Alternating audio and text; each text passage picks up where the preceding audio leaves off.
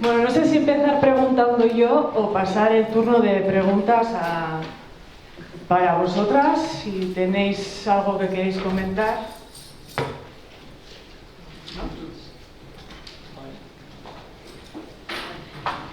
Ha quedado todo muy claro. Bueno, antes de nada yo quería dar las gracias a las 4. Esto ha sido un proyecto que he creado así desde mi interior y que hayáis aceptado las 4 tan fácil ha sido pues una maravilla para mí, un orgullo teneros aquí, estoy súper emocionada, así que muchísimas gracias. Han sido 4 ponencias muy diferentes que creo que sirven también para ver todo, ¿no?, lo que se puede hacer, todo lo que hay todavía por hacer y pues, muchísimas gracias. Quiero empezar. Esta semana, Eugenia, has puesto una publicación en las redes donde hablabas de un libro que se llama El hombre prehistórico, es también una mujer, de Marilene Potumatiz, que no sé cómo se pronuncia. La cosa es que comentaba Eugenia que después de haber leído este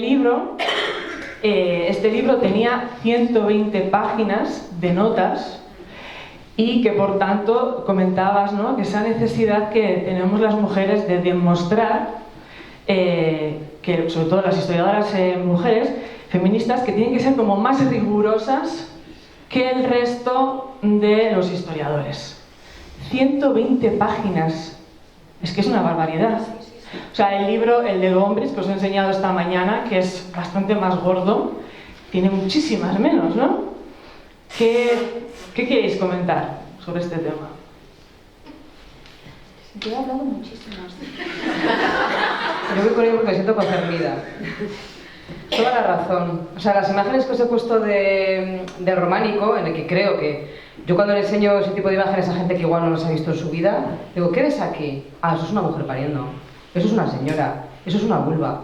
Y sin embargo, yo he tenido que argumentarlo. O sea, algo que es evidente, que está delante de nuestros propios ojos, que todo el mundo lo ve.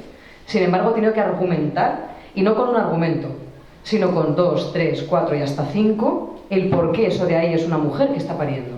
Desde la vestimenta, la postura, el instrumental quirúrgico que aparece por allí, no si lo hay, el contexto, o sea, 1000 cosas. Y yo digo, pero ¿por qué?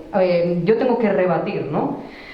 Toda esta serie de discursos en el que o no ven mujeres, o simplemente si ven una mujer lo consideran el pecado, la lujuria, el mal, así, y ya está, y eso es lo evidente, porque yo para decir lo contrario tengo que argumentarlo 5 veces y aún así todavía se pone en cuestión. Incluso por personas del ámbito académico, que es lo que más me sorprende, se pone en cuestión todavía mi argumentación, mi profesionalidad, mi rigor, ¿no? Y sin embargo, o sea, te encuentras que se afirman cosas con una ligereza absoluta en ámbitos muy académicos también, que me sorprende que sigan adelante y me sorprende que nos hayan colado toda esa serie de discursos que en su mayoría están fatal construidos a nivel argumental, no tienen marco teórico, no contextualizan las fuentes, es decir, son un desastre a nivel epistemológico, que me dedico como filósofa también al tema de epistemología, al tema de la teoría del conocimiento, cómo se construye, y encuentras absolutos dramas que nos lo han colado como verdad objetiva, que además es intocable porque hay una especie de tradición, sobre todo en la historia del arte, no sé si estarán aquí de acuerdo mis compañeras con esta afirmación o no, pero en la historia del arte me da mucha pena, es una disciplina que me gusta mucho, la respeto y la valoro, pero al mismo tiempo tiene muchísima resistencia al cambio, muchísima. Hay una tradición basada en ciertos nombres de historiadores del arte que es intocable y que, como no sé quién dijo tal hace 50 años, eso es dogma F. Y me parece que esa es la peor manera de construir conocimiento del universo, ¿no? No hay crítica, no hay un pensar desde un marco que sea metodológico diferente, no hay un aceptar los argumentos de otra persona cuando te lo está demostrando de 5 maneras diferentes. Y es algo que me apena muchísimo de la disciplina y además creo que es una estrategia de algún modo patriarcal para agotarnos mentalmente. Porque esto lo que genera es un agotamiento. Os reís, pero lo digo en serio, es que agota. Es que el hecho de tener que argumentar la evidencia es una forma de que a ti te impidan avanzar en el conocimiento, porque te quedas ahí enrocada en algo que es absurdo y te obligan a darle vueltas a algo que es evidente en sí mismo en vez de poder continuar y poder seguir investigando y sacando información nueva. Entonces me parece que es una estrategia muy muy pensada para agotarnos y que no se cambie ni un ápice de los discursos. Es que esta pregunta me has tocado aquí una cita.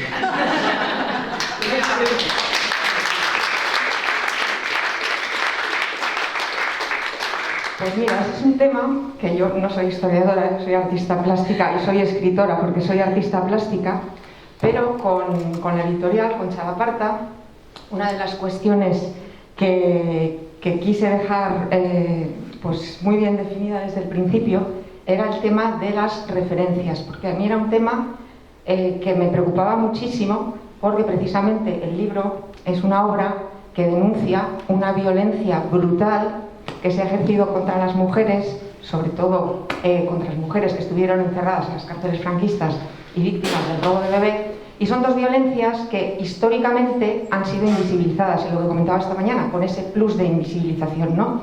Y hay una tendencia hoy en día, precisamente hay una resistencia enorme, muy bien organizada, para que esto se visibilice. Y para mí era fundamental que cada voz que está recogida de cualquiera de estos personajes, que son muchísimas mujeres las que están presentes, que estuviese perfectamente citado dónde encontrar cada palabra que ellas pronunciaban. Y antes que estábamos hablando de quedarse por la noche, se me había olvidado, o sea, yo que soy diurna y no nocturna, no noctámbula, con este tema de las referencias me he quedado un par de noches hasta las 5 de la mañana porque quería dejar todo, pero perfectamente definido. Es verdaderamente el quebradero de cabeza. Lo que me ha hecho sufrir con el libro ha sido la cuestión de referenciar muy bien, no vaya a ser que...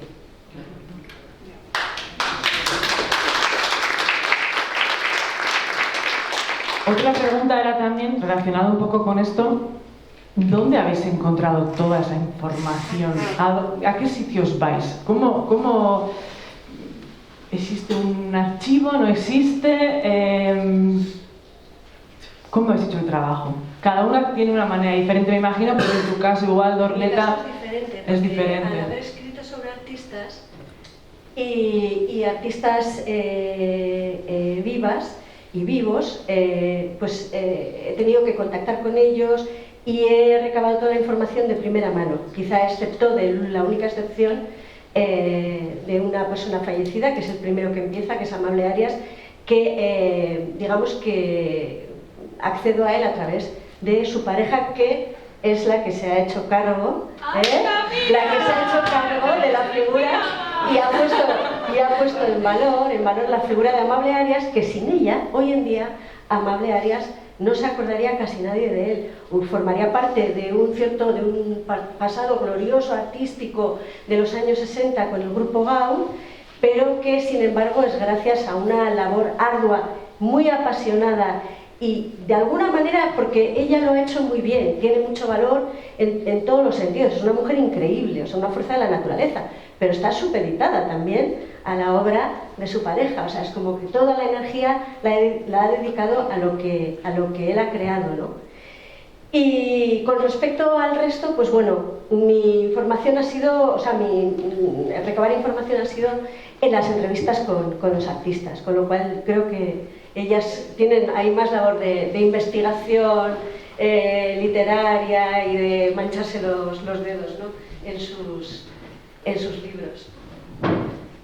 En mi caso es un poco complicado, recorro muchas cosas porque soy una persona interdisciplinar. Claro, yo vengo de la filosofía y vengo también de la historia del arte, de ambas, ¿no? Y de la conjunción de la misma, que es la estética. Entonces yo utilizo un marco teórico, que es sobre todo el que trabajé en mi tesis doctoral, que es cómo funcionan las imágenes para transmitirnos conocimiento, ¿no? Cuál es la lógica que opera dentro de las imágenes. Que eso es algo que me he dado cuenta que muchas veces en la historia del arte no se teoriza, no se nos enseña nunca, qué es una imagen, cómo funciona. Así como en los textos o en la parte lingüística se sabe perfectamente, ¿no? La estructura que tiene un texto, etcétera, en las imágenes no. Entonces algo que me preocupaba, yo quería partir de ese marco teórico también de cómo las imágenes significan, ¿no? Cómo construimos el significado, y resulta que es una cosa complejísima. Claro, hay un montón de cosas, no es fácil la respuesta, hay un montón de cosas que están operando ahí. Hoy os hablo de la mirada de la persona espectadora, de la mirada de la persona creadora, pero es que luego hay muchísimos elementos más. El contexto, el lugar de ubicación, o sea, es que es muy difícil, ¿no? Entonces hay que hilar un poco fino. Luego me gusta utilizar como metodología la perspectiva de género aplicada al pasado, que también he trabajado mucho en ella a nivel teórico, y para crear herramientas para que otras personas puedan utilizar esta metodología de la que hemos estado hablando constantemente en estas charlas, ¿no? Pero no la hemos puesto, digamos, no la hemos expuesto cómo funciona. Y luego me gusta al mismo tiempo cotejar un poco la mirada contemporánea con la mirada del pasado, en ese diálogo que es inevitable. Porque siempre que hacemos historia, hablamos del pasado, lo hacemos desde nuestro tiempo. No podemos ignorar nuestro tiempo. Decir que estamos haciendo historia tal y como lo harían en otra época es que es mentir. Entonces, siendo consciente de que este es mi tiempo, leo a personas que están investigando la Edad Media desde un marco conceptual que es el actual, pero mantengo ese diálogo con las fuentes originales. Y las fuentes originales no me ciño solamente a un discurso. Si me preocupa un problema, en este caso el último libro, la sexualidad, lo voy a intentar analizar desde todos los puntos de vista que pueda. Y eso me obliga a ser interdisciplinar, a trabajar con herramientas y metodologías de la historia, de la arqueología, de la estética, de la historia del arte, de la literatura, de la antropología en ocasiones, de un montón de otras disciplinas para las cuales procuro entender cómo funcionan y ante la duda pregunto a personas expertas, por supuesto. Decir, oye, esto que no igual no comprendo bien, ¿tú qué opinas? Siempre cotejo con otras personas expertas para que eso, otra disciplina en la que me estoy bordeando los límites, ¿no? Para no entrar como elefante en una cacharrería, sino que luego todo vaya bien hilado. Entonces, pues en el pasado analizo todo tipo de materiales del pasado que me sirven para mi objeto de estudio y procuro contextualizarlo todo eso lo mejor que pueda, ¿no? Y dentro de toda esa cantidad de información tremenda, pues intentar, ¿no? Decir, vale, en este caso concreto, analizando la sociedad de la época, para esta imagen, ¿qué aparece aquí? ¿Quién está representado? El contexto, lo que decía Eugenia, la importancia del contexto. Siempre teniendo en cuenta el contexto en el que se desarrolla una imagen, el contexto en el que se mira, y en ese sentido es importante nuestro contexto, el de contexto originario y también los diferentes contextos que ha atravesado esa obra a lo largo del tiempo. Entonces, claro, yo entiendo que mi metodología es muy compleja porque parto de muchas disciplinas diferentes, pero procuro que todo esté, o sea, que tenga una armazón a nivel teórico, que esté muy bien agarrado, porque al final vengo de la filosofía y procuro que todo esté bien atado, pero procuro también que todo ese armazón teórico que tengo detrás no se note en la lectura, porque si no, abrumo. Si empiezo ya con cosas filosóficas, me echáis de aquí. Entonces, para que eso no ocurra, procuro que eso esté todo latente, pero no te voy a explicar cómo funciona la metodología de la perspectiva del género o la teoría del embodiment que trabajo, la teoría de la metáfora conceptual, otro tipo de teorías que están ahí operando, no las hago explícitas, cito luego, pues esto está aquí, o esto está en mi tesis, lo estoy usando tal, pero no lo hago explícito porque si no, no me echan de todos los lados. Creo que sí. Pues yo, vamos, en mi caso pues es muy simple, siempre intento fuentes primarias, soy obsesiva de los libros y para mí todo colección igual a pop es un filón, cada vez menos, y bueno, pues en el caso de Antonio Vallejo Nájera, pues poco a poco y con muchísima paciencia, perseverancia y metiendo, que lo cuento en el libro, previamente los libros en un plástico con naftalina para matar cualquier bicho, metafóricamente hablando, pero no hablando metafóricamente, quiero decir, perdón. Y luego, por supuesto, las fuentes orales, que son fundamentales, no hablar con las personas que están dentro, y un poco lo que comentabas, ¿no? Alguna duda que me ha surgido, sí que he contactado en este caso con un historiador, con Fernando Holgado, con el tema de la cárcel de Ventas, y la Biblioteca Nacional, que también me parece un filón, pero sí, pues mucho curro, pero es un curro precioso porque mientras estás desarrollando el proyecto, pues al final es que, joder, yo misma es que he ido aprendiendo muchísimas cosas que no sabía. Es que al final yo creo que siempre como la investigación también es aprendizaje, ¿no? Sigues como una intuición que tú tienes y entonces vas tirando hasta que consigues justificarla o contrastarla. En mi caso, creo que la metodología depende mucho del tema que esté tratando, de cuál sea la intuición. En el caso de las mujeres detrás de Picasso, una cosa que sí que intento poner encima de la mesa es que a priori no fue excesivamente complicado encontrar información sobre ellas, porque en la mayor parte de biografías que se han escrito sobre él, ellas aparecen mencionadas. Entonces de repente se tiene como esta falsa noción de que son mujeres que para llegar a sus vidas es increíblemente complejo y complicado hacerlo, y es mentira. Lo que es complejo es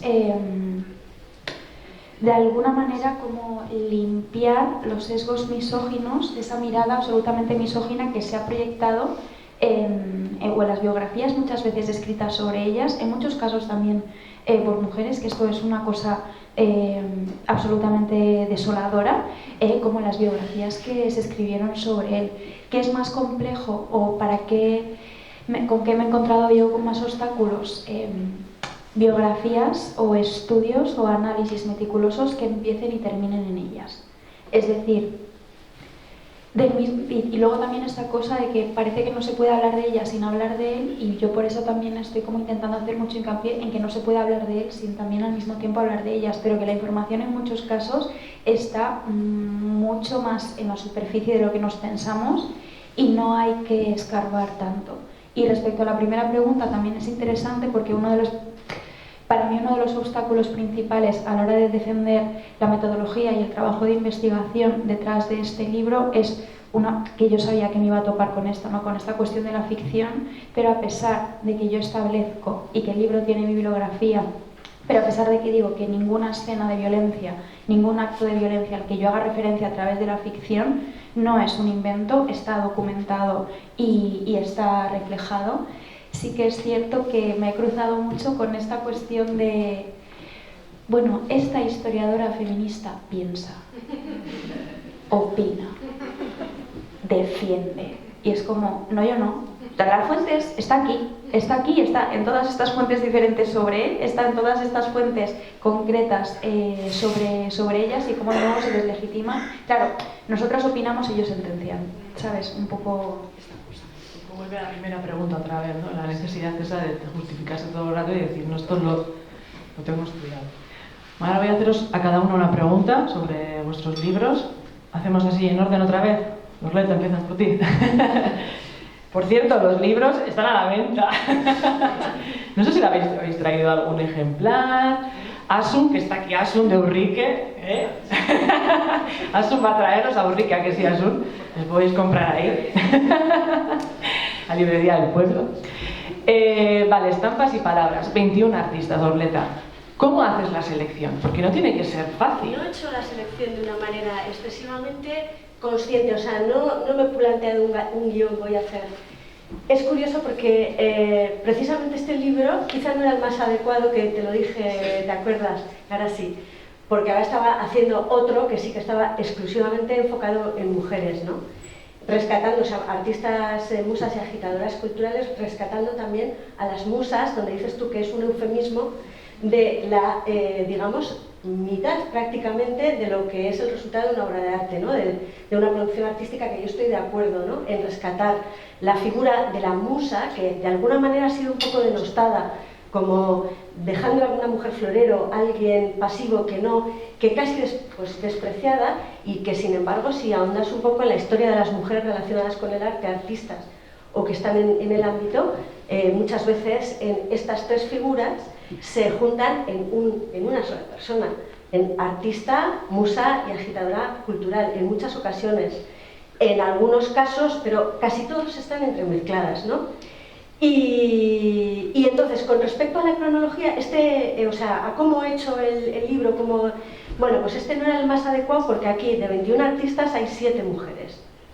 Era una cosa que yo quería ir haciendo, construir una pequeña narrativa alrededor de los artistas que estaban a mi alrededor. Entonces, según estaban disponibles, venían, se me ocurrían. Y como no sabía cómo iba a ser publicado, ni si acaso iba a ser alguna vez publicado, yo iba escribiendo, y cuando se dio la oportunidad, surgió de publicarlo, pues me encontré que de los que tenía escritos solamente había 7 mujeres, ¿no?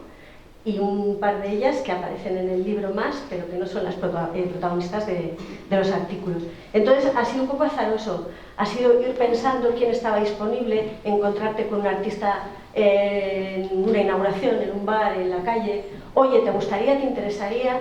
Y bueno, pues así es como ha ido surgiendo. De alguna manera no deja de ser un reflejo, porque al no ser voluntario, o sea, al ser un trabajo que iba haciéndose, refleja un poco el porcentaje, ¿no? Ese de la minoría que seguimos siendo las mujeres en el arte. Y eso que yo creo que va avanzando, pero nunca lo suficiente. Y Que somos una minoría, espera, también en tanto en cuanto, porque según se va ahondando en la historia del arte, van apareciendo más y más y más, y una que lleva a otra, y algunas de las cuales se puede conocer el nombre, pero no queda su obra, como una mujer, Judith Leister, que era del gremio de pintores de San Lucas de Haarlem, y había otra mujer, que es un nombre holandés, neerlandés que ahora mismo no recuerdo, pero que queda su nombre y una pequeña constancia de ella porque sus obras se han perdido, ¿no? Y yo me pregunto, ¿sus obras se han perdido porque no han resistido el paso del tiempo o porque están mimetizadas en los catálogos de otros artistas masculinos, como ha ocurrido? Entonces yo creo que hay una labor inmensa de investigación y de puesta en valor ahí de todas las mujeres, que son muchísimas más de las que tenemos constancia. ¿Y ese nuevo libro cuándo lo vas a sacar? Estamos en labores de ilustración, porque nos parecía aburrido sacar fotografías y empieza además con una monja del siglo X y termina con Ana Mendieta. Entonces son 30 y dijimos, va a ser un lío, y al final Ollana Gómez de Segura, Pauleta Balmeli de Tritus, artista donostiarra, y yo lo estamos ilustrando. Entonces, bueno, va a ser un poco, en ese sentido, un poco diferente. Sí. O sea que todavía no sabemos, cuando terminemos y tal, ya veremos cuándo sale a la luz. Vale. Ahora una pregunta para Isa. Bueno, yo os enseño los libros, están aquí. Luego me los tenéis que firmar, chicas. Aquí hay un trabajo de campo brutal, porque aquí hay un montón de capítulos. ¿Has estado en todos estos sitios? ¿Las fotos son tuyas? ¿Cómo has hecho todo esto? Porque ¿tienes más horas a lo largo del día? ¿O? Voy a poner ese libro en contexto, que hablamos que el contexto es importante. Mientras lo estaba escribiendo, estaba embarazada, pariendo, criando. Entonces, digamos que el periodo de gestación de ese libro fue un infierno, ¿vale? Eso también impedía que yo me pudiese mover demasiado. Obviamente, la mayor parte de los elementos de las imágenes que aparecen ahí son lugares que o he visitado, o aunque no los haya podido visitar, porque no siempre es posible, los viajes al final requieren tiempo, dinero, etcétera, muchas cosas, y que esté abierta las iglesias, cosa que normalmente no sucede. Recurrí a muchas amistades, aparecen reflejadas luego ahí, gente que le gusta el románico, y decía, oye, tienes una buena fotografía de este capitel que, obviamente, con un bebé enganchada a mi cuerpo todo el día, no puedo ir hasta allá a sacarle una foto. Entonces están agradecidas todas las personas que me han pasado fotografías. Y aquí, claro, tenía un problema, porque había tanto. La editorial sí que había dicho, ¿no?, que más que a nivel europeo era mejor centrarse a nivel estatal. Entonces, son ejemplos de la península. Procuré que estuvieran representadas más o menos todas las provincias donde hay románico y donde hay románico de este tipo. Me costó Cataluña, por lo que sea, en la Edad Media no me daba mucho el sexo. Pero salvo Cataluña, mira, en contra de lo que dicen de las personas del País Vasco, aquí sí. Lo que es el Cantábrico, o sea, todo, desde Galicia hasta aquí, y luego también parte de Castilla y León, o sea, todo lo que queráis. Pero no sé, el Mediterráneo, ese carácter mediterráneo, pues no estaba tan presente en aquella época. Y procuré que estuvieran un poco repartidos los ejemplos, y claro, en vez de hacer un barrido de todas las imágenes que hay, porque desde luego no iban a caber todas en el libro, y era imposible hablar de todas ellas, me planteé este problema, ¿no? Claro, porque tampoco es una tesis doctoral. Que decir, una tesis doctoral sí, tienes que hacer ese tipo de labores, pero en este libro, que lo que quiere es una reflexión de cambiar el marco con el que hemos estado mirando este tipo de obras, no es necesario hacer un detallado exhaustivo de todas las que hay. Pero sí de los ejemplos más representativos, los que normalmente se hablan, los más conocidos, aquellos que aparecen mucho en la historiografía. Por eso la portada del libro es la señora de Cervatos mostrando la vulva, con ese truquito para quedarse embarazada que os he contado antes. ¿Por qué he elegido esa? Pues porque aparece en la portada de varios trabajos anteriores que tienen que ver con el románico obsceno, como le llamaban, ¿no? Entonces es una manera de resignificar esa imagen, de elegir algo que ya es canónico, entre comillas, ¿no? O algo que ya es conocido, para someterlo un poco de nuevo a esta lupa y contextualizarlo otra vez, ¿no? Entonces, sobre todo son los ejemplos, los casos más conocidos.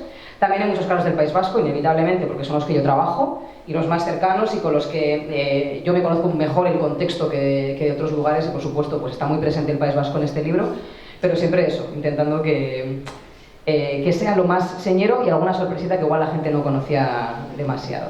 O sea que no pude visitar todos esos lugares, la mayoría sí los he conocido alguna vez en mi vida, los he visto en directo, Otros, pues tuve que pedir fotografías por ese estado en el que yo estaba ahí, me hubiera encantado verlas in situ, pero bueno, en este caso pues es una selección.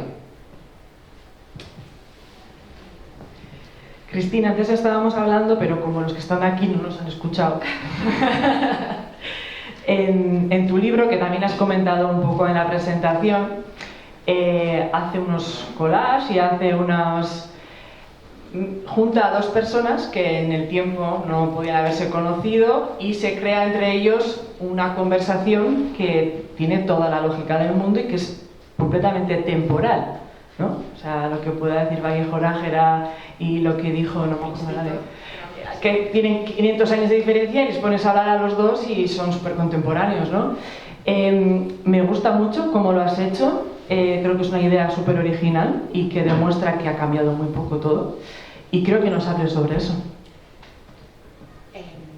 A ver.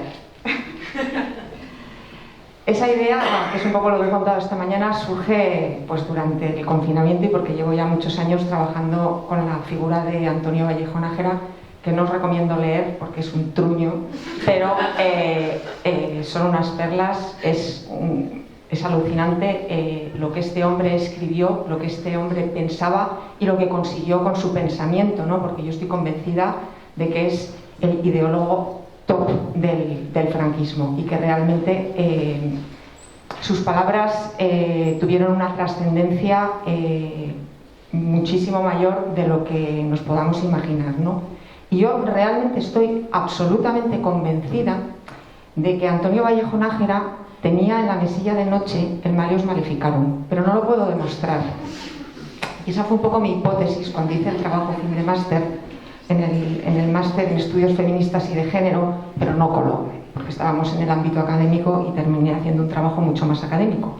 Pero cuando digo que estoy absolutamente convencida, porque este señor vivió en Berlín, estuvo 10 años como agregado militar en la embajada, y en los años en los que el Malleus ya había sido traducido al alemán, porque al español se tradujo en el año 76, pero en los años en que Vallejo Nájera, el Malleus ya, bueno, aparte que Vallejo lo habría podido leer en latín, pero yo pienso que lo leyó en alemán, en su mesilla de noche, en Berlín, y que, aunque pues vivió 500 años después de que Kramer, Institor, así como Kramer no pudo conocer a Vallejo, yo estoy convencida de que Vallejo sí que conoció a Kramer. Y las palabras viajan en el tiempo, ¿no? Tenemos ahí la querella de las mujeres, que bueno, fue un debate filosófico que duró un montón de años, que llegó hasta la Revolución Francesa, donde de alguna manera se fueron sumando diferentes voces. ¿Por qué no pudieron dialogar las palabras de Vallejo con las de Institor, ¿no? Y realmente no he cambiado ni una coma ni un punto de lo que ellos dijeron, y es absolutamente congruente.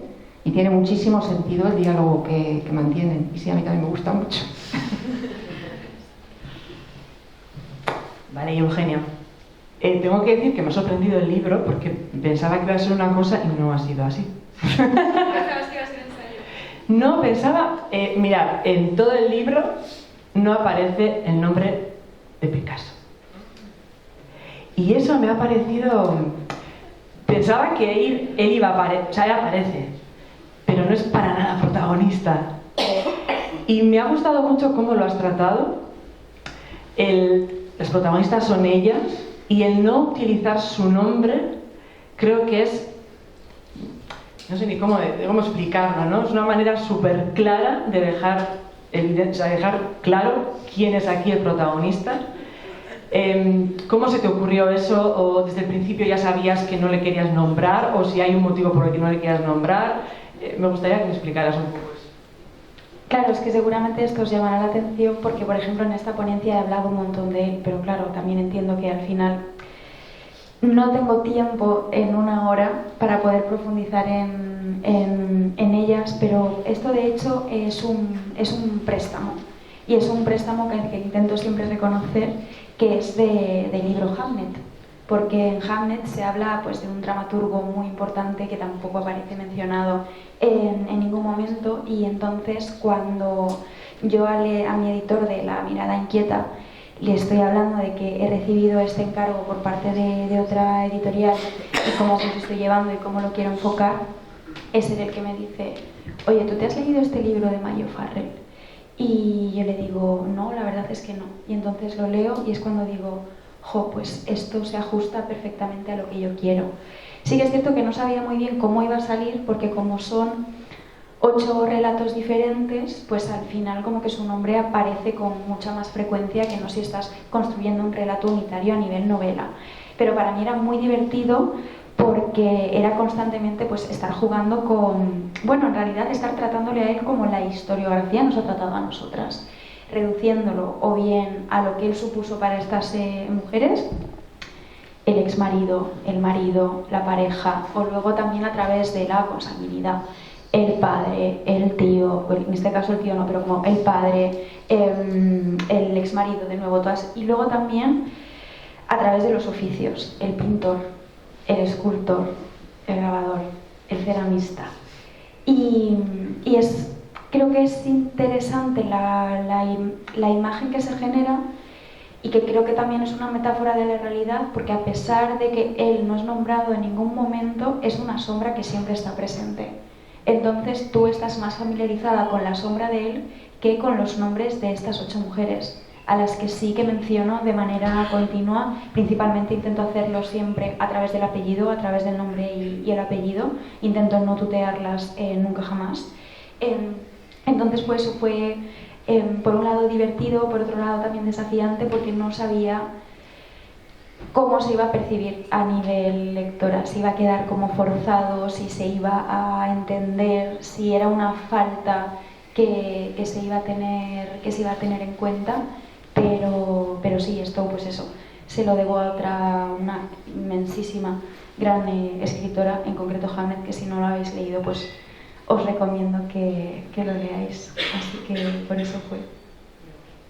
Ahora que has dicho lo del apellido, un catálogo que hice para una exposición de este museo, el artista nos sacó una foto donde aparecía yo y aparecían otras personas, otros hombres, y me pareció curioso que él escribió los apellidos de ellos y mi nombre.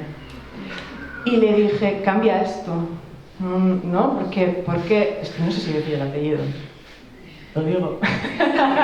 Vale, estaba Zugaza y Garasi. Y le dije, si él es Zugaza, ¿por qué no soy yo Arrizabalaga? Y me dijo, es que quiero llevar este catálogo a Nueva York y Arrizabalaga es demasiado difícil para ellos. Sí, ¿verdad? Yo me quedé tan planchada que te juro que no supe ponerle, o sea, me quedé mal. O sea, ¿Cómo fue? Con Garasi. Sí. ¿Zugaza no se llama Miguel? Sí.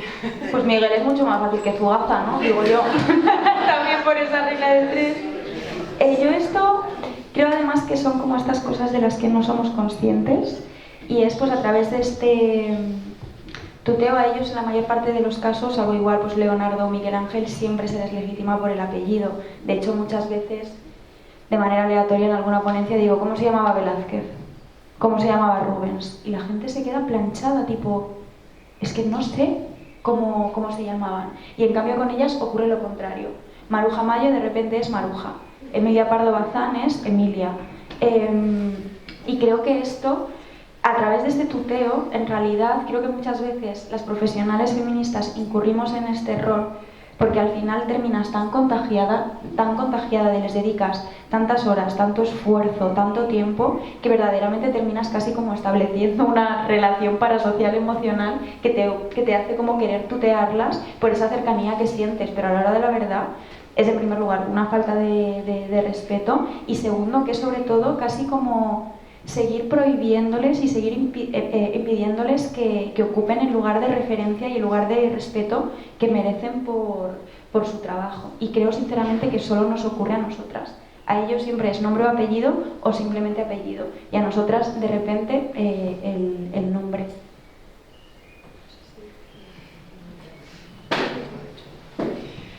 Vale, bueno, cada vez yo creo que se están haciendo poco a poco, pasitos, ¿no? En el feminismo, el arte, cada vez quizás vemos aunque aquí, porque me he estado fijando, claro, tenemos una colección de arte y aquí hay 2 mujeres representadas solamente, entonces es un porcentaje bajo. No es quizás el porcentaje más bajo en todos los museos, pero es bastante bajo. Pero bueno, sí que intento hacer también muchas exposiciones temporales de mujeres artistas o comisariadas por mujeres. Poco a poco parece como que, ¿no?, en los museos cada vez vemos más obras de artistas mujeres, hacemos este tipo de encuentros, escribís libros. ¿Cuándo creéis que conseguiremos que todo esto se normalice? Es decir, que por ejemplo en los colegios, lo que estábamos comentando también antes, o las universidades, se empiecen a hablar sobre las mujeres artistas. ¿Llegará ese momento? ¿Cuándo será? Somos optimistas, ¿no? Bueno, optimistas habrá que serlo, ¿no? A la fuerza, de alguna manera. Pero es una condición que para nada se ha igualado. De hecho, acabas de comentarlo, de cómo estamos rodeados. Solamente hay 2 obras de mujeres aquí. Hasta que eso sea igualitario, pues muchas veces el discurso está de una manera como que no termina de impregnar la realidad, ¿no? Que son discursos, pero que no llegan a la vida cotidiana. Y esto, pues no sé yo cuándo, porque a veces también parece que se dan pasos para adelante y de repente pegamos una regresión en la sociedad, en el pensamiento. Ahora mismo yo creo que estamos en una época de muchísima regresión, ¿no? Entonces, indefinido, no lo sé. Esto creo que es una cuestión que antes estábamos comentando Eugenia y yo, ¿no? Que al final yo creo que hay que poner el foco en el mainstream, es decir, en la cultura popular, en la gente. En la academia he de decir que estoy gratamente sorprendida, para bien. Es decir, la mayor parte de las veces en la academia a la cual yo pertenezco, pese a todo, mis discursos son bastante bien recibidos, con interés, me invitan de muchas universidades. También tengo alguna resistencia a decir que son minoritarias, muy ruidosas pero minoritarias. Y al mismo tiempo que como cierta resistencia al cambio por parte de algunas personas, luego sin embargo en la academia te estás dando cuenta de que hay mucha gente más o menos de mi edad que está entrando ahora, que tiene las ideas mucho más claras, empieza a entrar en el currículum académico. Yo siempre digo que a mí me estafaron 2 veces, porque yo hice 2 carreras y en ninguna me contaron nada de las mujeres, o sea que me mintieron 2 veces y les pagué y me quedé tan ancha, ¿no? Y luego tuve que aprender yo fuera. Pero es verdad que ahora te encuentras asignaturas, ya vas, se está intentando introducir como algo troncal, que tiene que estar la perspectiva decolonial y la perspectiva feminista en todo lo que se dice, porque claro, o sea, no es que sean perspectivas, es que simplemente hay más gente en el mundo que los hombres blancos, o sea, simplemente reconocer eso, y que tienes que hablar de todo el mundo, o sea, no es más. Entonces ahí yo tengo como cierta esperanza, porque yo sí que veo que de cuando yo estudié ahora, que creo que me gusta pensar que no ha pasado tanto tiempo, ha habido cambios significativos, o por lo menos intentos.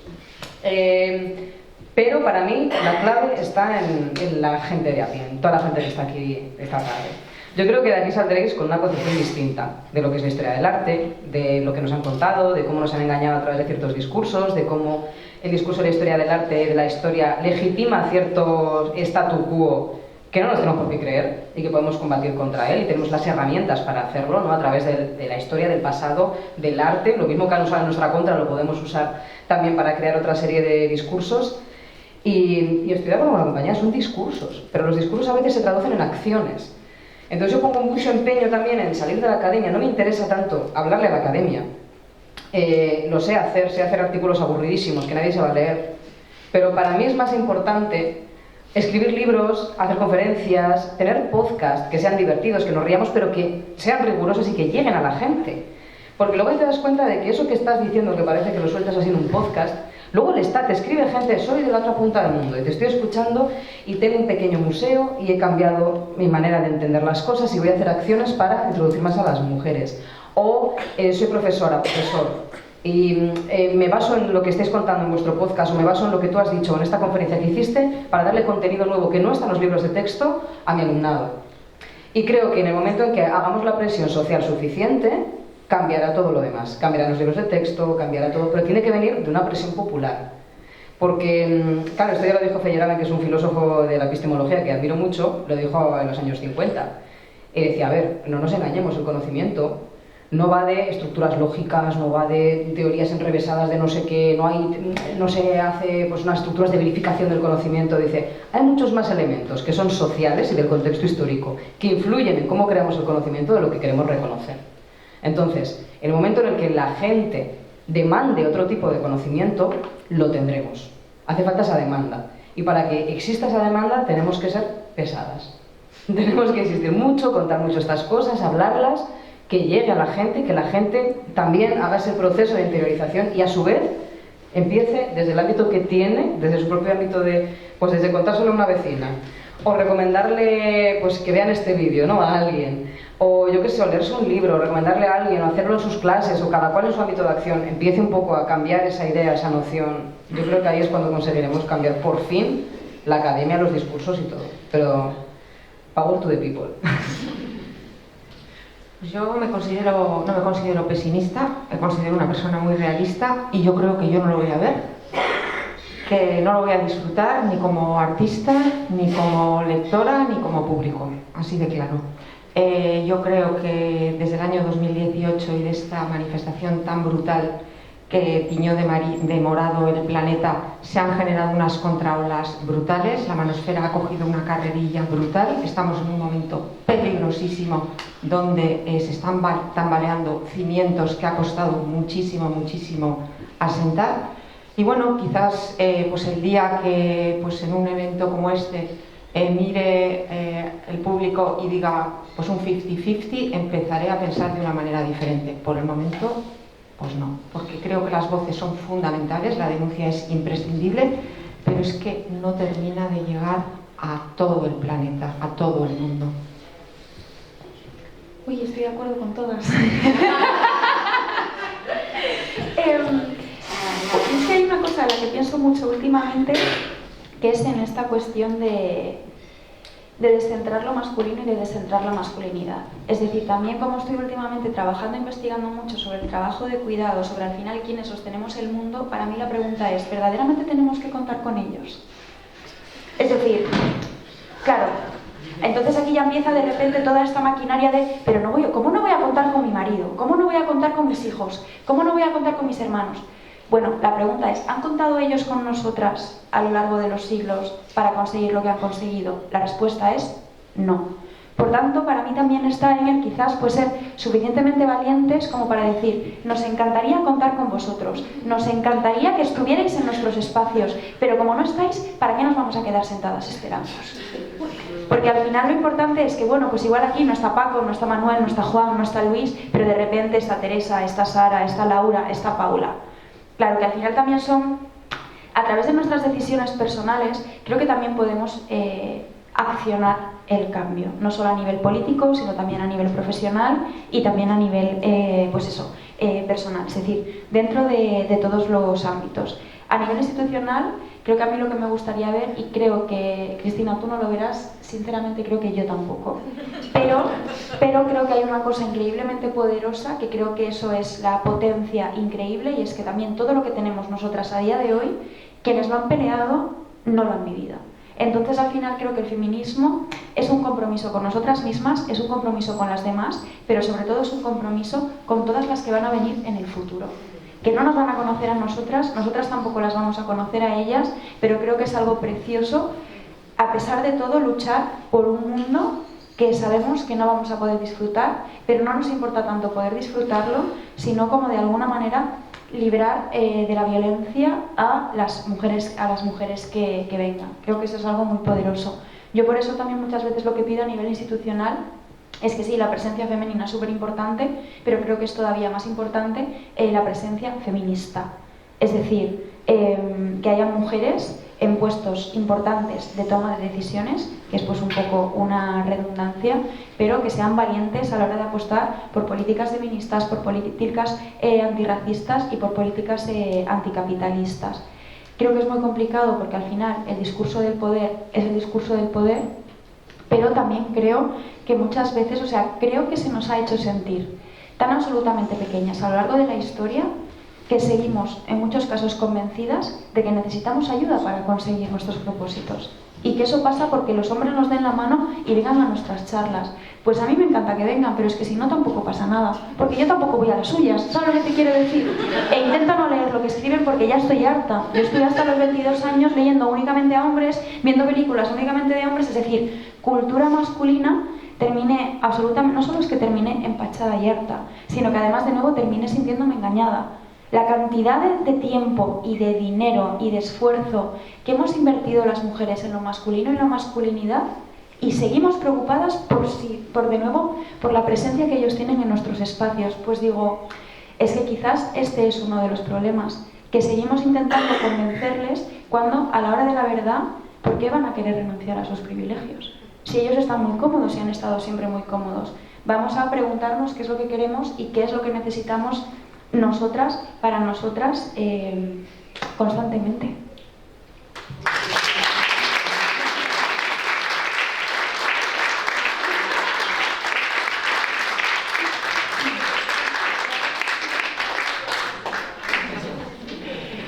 Bueno, y una última cosita. Creo que fue Virginia Woolf quien dijo que anónimo es nombre de mujer. ¿Qué queréis decir sobre esto? Yo últimamente le estoy dando mucho vueltas al tema de las autorías, porque es un tema que he trabajado en varias ocasiones, un tema que explico también a mi alumnado de estética cuando habla los de historia del arte, que también tengo esa suerte, ¿no?, desde la filosofía hablarles a la disciplina de historia del arte, y problematizo mucho el tema de la autoría. Y es que, claro, tenemos que acostumbrarnos a hablar de autorías colectivas, que es algo que no nos entra en la cabeza. Es como que, no, la autoría tiene que ser de una persona que tiene que tener su nombre y su apellido. Y esto es un error que yo creo que sobre todo es muy evidente y se ve claramente en la historia del arte más tradicional, ¿no? Porque, por ejemplo, hablamos de cuadros de Rubens, ¿no? Pero esos cuadros los ha hecho Rubens, que por cierto no me acuerdo cómo se llama Rubens. Peter Paul. Peter Paul. Es que Pedro Pablo es complejo, mi nombre compuesto ya no me pidas. No retengo. Entonces, Rubens, ¿no? Decimos, este cuadro es de Rubens. ¿Ese cuadro es de Rubens? No, es del taller de Rubens. Él tenía un taller, una estructura gremial en la que firmaba con su nombre todo lo que salía de ese taller. Y la firma suya era lo que hacía que esas obras valieran un dinero, pero no las hacía él. Entonces, ¿quién estaba trabajando en ese taller? Cientos de personas. Si incluimos los labores de cuidados, imagínate. Pero es que había mujeres, había hombres, había aprendizas, aprendices, criados y criadas, había personas racializadas también muchas veces. Por ejemplo, en el taller de Velázquez trabajaban personas negras. Claro, es que estamos invisibilizando un montonazo de gente. Y tenemos que empezar a hablar de esas autorías, ¿no? Y empezar a hablar a nivel de colectivo. También pasa con los matrimonios intelectuales, por ejemplo. Que la teoría de Mileva Maric y su esposo Einstein, ¿no? Entonces, ¿por qué no decimos la teoría Maric-Einstein en vez de la teoría de Einstein? O sea, tenemos que empezar a plantearnos también que eso que dicen, ¿no?, de detrás de un gran hombre hay una gran mujer y tal, no, es que son autorías colectivas, es que es un matrimonio que trabaja en lo mismo, que está haciendo lo mismo, y que por lo tanto es el trabajo que saque uno u otro, aunque vaya con el nombre de uno o de otro, es un trabajo en el fondo colectivo. Y esto yo lo sé de primera mano porque mi señor esposo se dedica a lo mismo que yo y a veces investigamos juntos. Entonces muchas de las ideas, estamos todo el rato hablando de los temas que nos interesan, entonces yo ya no me acuerdo, si algo lo dijo él, lo dije yo. Y nos compartimos ideas y nos ayudamos y nos corregimos los textos y nos damos sugerencias. Entonces en ese libro igual pone mi nombre, pero yo obviamente en todos mis libros le reconozco, por supuesto, primero la labor de los cuidados que ha hecho para que yo escriba ese libro encargándose a nuestros hijos, pero luego también todas esas ideas, las labores de corrección, por supuesto ese apoyo, ¿no? Y son ideas que son nuestras, de los dos. Y al revés también pasa. Cuando él está en su fase de creación, pues yo también le apoyo, le ayudo, me quedo más con los niños. Es decir, es que son autorías colectivas y creo que deberíamos empezar a hablar en esos términos. Y dejarnos ya de, esto lo ha hecho tal persona. No, nunca nadie jamás ha hecho algo por sí sola. Siempre hay gente alrededor ayudando, haciendo, contribuyendo, dando feedback, corrigiendo un montón de cuestiones.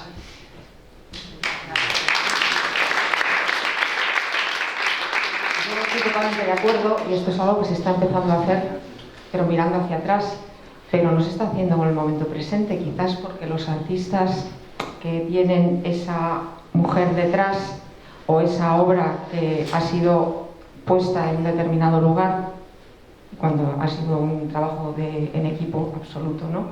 esos nombres realmente no es... Ese discurso se está aplicando con una mirada hacia atrás, pero no una mirada desde ahora, ¿no? O al menos yo no la escucho. Y debería. Y además yo creo que está en la mente de todas. No sé si alguien quiere comentar algo, alguien del público.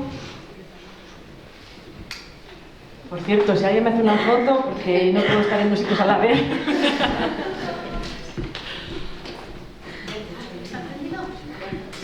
A ver.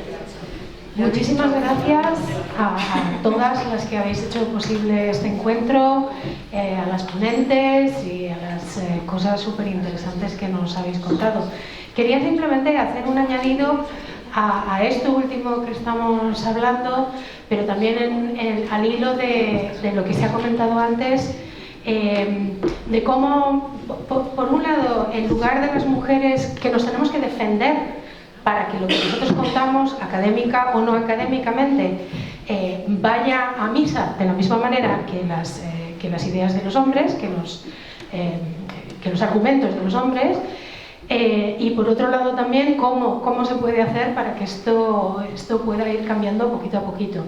Y yo simplemente quería aportar algo que lo tengo en la cabeza desde la primera pregunta, y perdonadme si se ha quedado un poco ahí atrasado, ¿no? Pero quería comentar que no es solamente, o sea, que este problema empieza desde la enseñanza, desde la pedagogía.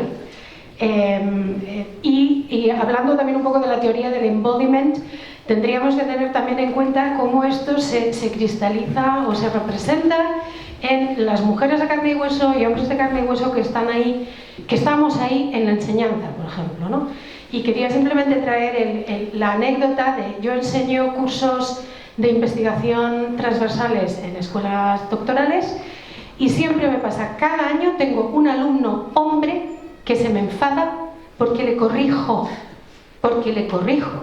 Yo soy la profesora, yo soy la doctora, ellos son los doctorandos, les llevo 20 o 30 años y le corrijo y se me enfada. Y luego me pone unas notas horribles, por supuesto, en la calificación de fin de curso. Pero quería decir eso, ¿no? Que tenemos este trabajo incluso desde el momento en el que estamos intentando enseñar algo, ya ni siquiera demostrarlo, simplemente enseñarlo, apoyadas en todo el aparato académico que está por detrás de nosotras, que en su mayor parte es masculino y lo sabemos, y sin embargo por el hecho de que la que lo representa es una mujer con tetas y demás, resulta que los estudiantes hombres se enfadan. Entonces, bueno, pues quería decir eso, ¿no? Que también tuviéramos en cuenta no llevarlo solo al terreno de los discursos, sino al terreno de la realidad encarnada, ¿no? De ser hombre y ser mujer en estas y ser otras muchísimas cosas que nos dé la gana de ser en estas circunstancias. Y era lo único que quería decir. Gracias.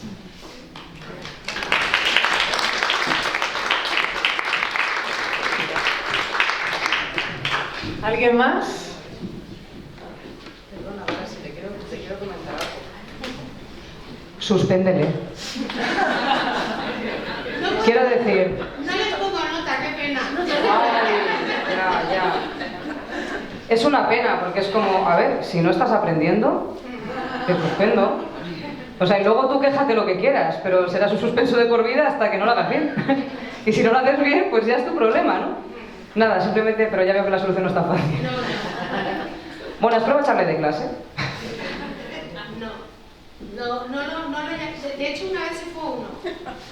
Mejor, si se van voluntariamente te quitan la labor. Fue totalmente ofendidísimo porque le había comentado que necesitaba echarle un vistazo a la ética de su investigación porque estaba toda a tomar por saco. Se ofendió horriblemente y se fue. ¿Vale? Yo soy profe de ética, pero él se fue. ¿En serio eres profe de ética y tienes alumnos que no son nada éticos? O sea, es que en serio, o sea, es que es para suspenderles, pero desde antes de llegar a tus manos. Terrible, terrible. No, en ese contexto no le estaba enseñando específicamente el curso ética, pero es a lo que voy, es a que no solamente es aparecemos o no aparecemos, es que cuando aparecemos en vivo y en directo, o sea, no son solo nuestros discursos, es que cuando aparecemos en vivo y en directo también tenemos un problema por ser visualmente lo que somos. Sí. Esta es la historia. No puedo más que darte la razón y bueno, yo he vivido campañas de odio en internet y bueno, y Eugenia también es experta lamentablemente en esas cuestiones y me he dado cuenta de que muchas veces no es por lo que digamos, porque no llegan ni a escuchar, es por lo que somos. Eso es. Sí, le molestamos lo que somos. Perdona, ¿puedo decir algo? Sí. Sin micrófono, ¿no? Bueno, es para... me he metido en Wikipedia para ver qué dice alguna de vosotras. Y digo yo, ¿estas reseñas de Wikipedia las habéis escrito vosotras? No. ¿Tú, Isabel, la conoces, la tuya? Sí la conozco y creo que fue escrita en Durango. Pues en Durango... Sí, porque me ha comido. No, en Durango se escriben reseñas de mujeres en euskera y solo hay en castellano porque en euskera... No creo, o sea, no estoy segura del todo porque eso obviamente yo no lo puedo saber, pero me dijeron que igual... Se me hace extraño porque en Durango solamente se escriben reseñas en euskera y la tuya curiosamente no tiene. Y dice, estos trabajos han sido objeto de distintas críticas académicas que han alegado falta de rigor histórico y científico. Eso es nuevo y es de una señora catedrática que no me suelta el brazo. Sí, es que estoy en plena campaña de acoso por parte de una catedrática. No sabía que también había llegado a Wikipedia. El caso es que se está encargando, bueno, me hizo una crítica a la que se notaba que no había entendido absolutamente nada lo que estaba diciendo, ni quería entenderlo. Ella insistía en la idea de que el sexo era pecado en la Edad Media. Y me consta que está haciendo una campaña de difamación a todos los niveles, porque me ha dicho que estaba escribiendo a todos los lugares en los que yo trabajo para demostrar que soy una farsante y bueno, lo de la Wikipedia no me extraña. También está intentando que rebrote el hate en internet, en las redes sociales, y de momento tampoco le están haciendo mucho caso, aunque como ya tengo haters por ahí, pues le siguen el rollo. Pero sí, es una persona que efectivamente está en esa plena campaña de desprestigio y no sabía que también se había puesto... Es que la gente tiene mucho tiempo libre. Te lo digo, esta señora en vez de investigar, se dedica a perseguirme y a intentar difamarme por todos los lugares. No sé, hay gente que te digo, me sorprende muchísimo.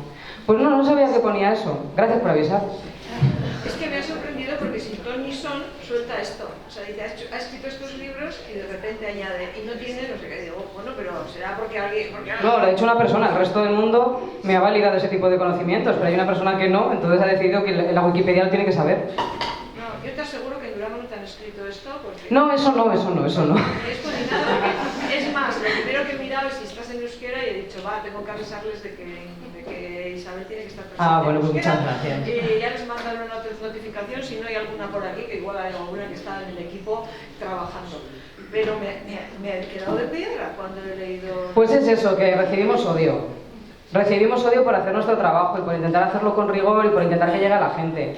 Es triste, pero es así. Entonces este último libro mío ha recibido muchísimo eco, ha tenido un montón de eco y es verdad que ha ido muy bien las ventas, estoy teniendo mucha presencia, estoy en un momento de auge, me están dando premios precisamente por mi labor de todos estos años y eso pues hay gente que obviamente desde supongo que maldad intrínseca o envidia, no sé cómo denominarlo o lo que sea, pues invierte muchísimo esfuerzo en intentar desprestigiarnos. Y eso yo creo que lo habremos vivido todas las que estamos aquí en alguna ocasión en nuestra vida y ahora estoy en plena campaña de esa señora que no me deja en paz. No sé, es que a mí, te lo juro, es que, claro, requiere tanta energía y tanto tiempo todo lo que está haciendo para que incluso llegue a la Wikipedia, que es como, a ver, yo ni tengo las ganas, ni tengo la energía, ni te quiero dedicar tiempo, ¿no? Pero es verdad que a veces el acoso es heavy, es muy heavy, sí. Y total, no puedes hacer nada tampoco, porque ¿cómo denuncias eso? No fiarte de Wikipedia, además. Eso para empezar. Pero luego también es interesante, sobre todo hablando de Wikipedia, porque no recuerdo con qué mujer coincidí trabajando, en qué lugar. El caso es que ella, haciendo como determinados cursillos para, pues de alguna manera, como formar digitalmente a ciertos grupos, lo que hacían era desarrollar biografías de mujeres que no la tenían todavía en Wikipedia. Claro, ¿cuál es el problema de Wikipedia?